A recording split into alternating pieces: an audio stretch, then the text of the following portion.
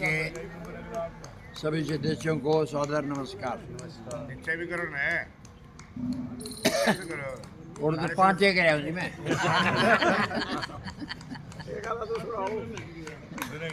सारे एक मेन सदस्य छोड़ दिया। हलवाई की दुकान थी, चोर बढ़ गए और हलवाई भी जाग गया। उसने सोचा रोड़ा करेगा तो कदे मारकूट हो जाए। वो बोले सेठानी लपसू का नजर है। लपसू का नाम सुनते हुए भाज गए। भाई के हथियार से मेरा नहीं मारेगा। चले गए 2-4 दिन बाद से फिर चोर उसकी दुकान पे आया, पूछने लग गया भाई लपसू क्या न कहो हो। बोले कढ़ाई करो हिसाब क्या करानी है कपड़ा उसका बड़ा धोखा ला गया। तो कपड़े से डर के भाज गया या तो ठीक को नहीं। 5-10 दिन बाद से फिर बढ़ गई। उस दिन भी वो जाग गया और वो बोले सेठानी मस्त जाइए। उसने दे दिया वो एक वो खान कुटने वाला और उनका भाई लिखने गया था। मारे कड़ में जोड़ के दो रहा होगी बराबर दिखाने के रात और मारने के और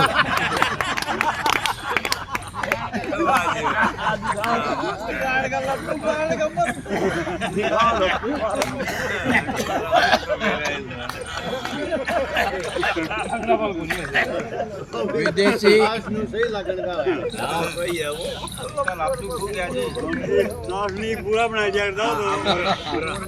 चिड़ियाघर में कुछ विदेशी लोग यात्री लोग गए, सारे चिड़ियाघर को देखे। बाहर आए तो पत्रकार खड़े थे। बाहर आए तो पत्रकार खड़े थे। वो बोले जी क्या कुछ देख के आए।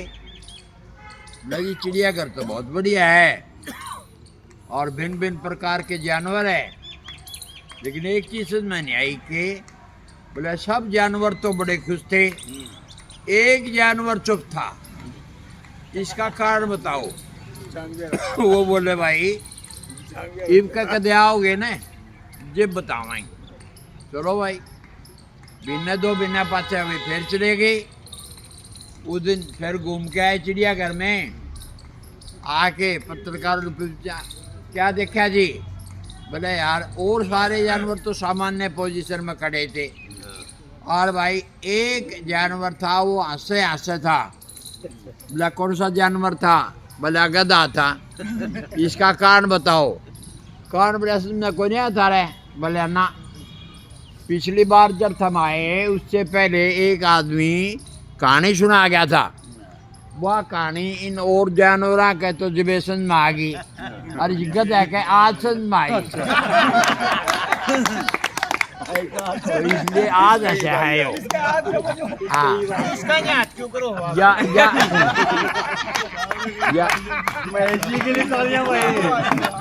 या बात हमारा बच्चे का तो निकल हूँ भाई।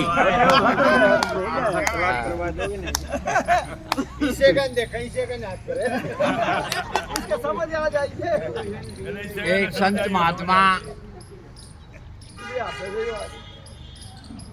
बड़े प्रसिद्ध हो गए और एक अधिकारी था। पहले वो उसके संपर्क में था, जाया करता और फिर बाद में फिर गया। हाथ जोड़ के चरणों में शीश नवाया। बोले महाराज गलती हो गई, कई दिन के बाद आया हूँ, मेरे को कोई वरदान दो। बोले भाई क्या वरदान होता। बोले ना जी कि मैंने कि मैं तो वरदान जरूर दो। बोले दे दिया वरदान, तू खूब सोया कर। तो चले चाले पूछने लगे महाराज सोना के वरदान दिया आपने। बोले यो जितनी देर जागा है ना इतनी देर उल्टे कर्म करे है। तो संसार के लोगों का पीछा छुटाने के लिए क्या है ये सोया रहेगा तो उल्टे कर्म हो को नहीं और जाग दे ये जागा लाग। तो इसलिए फिर उसने हाथ जोड़े महाराज ये तो गलत हो गया, कोई अच्छी बात बताओ। मैं अपने अपराध स्वीकार करता हूँ और आगे के लिए ऐसे अपराध न करने की सौगंध खाता हूँ। बोला भाई यदि इतना ही सुधार करता है ना तो यही बहुत है कि जागते हुए भी कुछ सत्कर्म कराया कर, खाली सोने सोने से नहीं, जागते हुए जो बुरे कर्म करता है उनको छोड़ दे और कुछ न कुछ अच्छे कर्म किया कर, ताकि संसार में लोगों का भी कल्याण और तेरा भी कल्याण हो। एक राजा ने अपना तो एक उत्तराधिकारी चुनने के लिए उसके 3 बेटे थे, तीनों बेटियों को 1-1 रुपया दे दिया। लो भाई, अपने अपने महल के अंदर इस रुपये से आप सजावट करो, कुछ भी करो, 1-1 रुपया आपने खर्च करना है। ले गए वो। जो सबसे बड़ा था उसने सोचा रास्ते में जुआ खेल लूँ, फालतू हो जाए, उसका अच्छा प्रबंध कराया जाएगा। वो जुआ खेलने लग गया, वो 1 रुपया भी बरत्या गया, वो निफराम होकर जाके सो गया। दूसरा उसने क्या किया, 1 रुपये का घास बेचने वाली थी, उनको दे दिया, भाई ये सारा घास जो है वो मेरे महल के अंदर डाल दो, और जब इसकी इंक्वायरी हो जाएगी, राजा आलेगा तो फिर अपना ले जियो। उन्होंने वो डाल दिया।